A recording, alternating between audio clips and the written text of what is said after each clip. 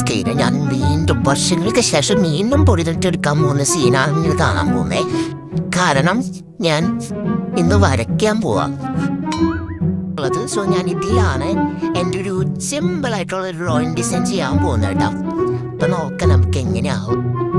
അതെ ഗൈസ്, ഞാൻ തള്ളിമറിച്ചതൊന്നല്ല, ഞാൻ സിമ്പിൾ ആയിട്ടുള്ള ഒരു ഡിസൈൻ ആണ് വരയ്ക്കുന്നത്. കാരണം ഞാൻ ഇന്ന് ലോട്ടസ് ഫ്ലവർ തീമിലായിട്ടുള്ള ഒരു ഡിസൈൻ ആട്ടോ വരയ്ക്കുന്നത്. ലോട്ടസ് എന്നൊക്കെ പറയുമ്പോൾ ഇതിൽ വളരെ എളുപ്പത്തിൽ നമുക്ക് വരയ്ക്കാൻ പറ്റും കേട്ടോ. ഞാൻ ഈ പറയുന്ന മെത്തേഡ് ഉപയോഗിച്ചാണ് നിങ്ങൾ വരയ്ക്കുന്നതെങ്കിൽ നിങ്ങൾക്ക് സിമ്പിൾ ആയിട്ട് ലോട്ടസ് വരയ്ക്കാൻ പറ്റും.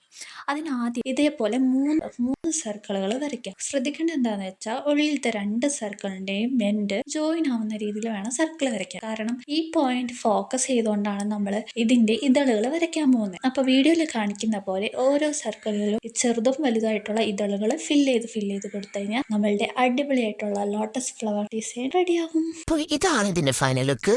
എങ്ങനെയുണ്ട്? ഇഷ്ടപ്പെട്ടോ? കുറച്ച് അലങ്കാര പണി നടത്താൻ നോക്കിയതാ, പക്ഷെ അലങ്കോലായൊന്നും ഡൗട്ടില്ലാതെ ഇല്ലാതില്ല.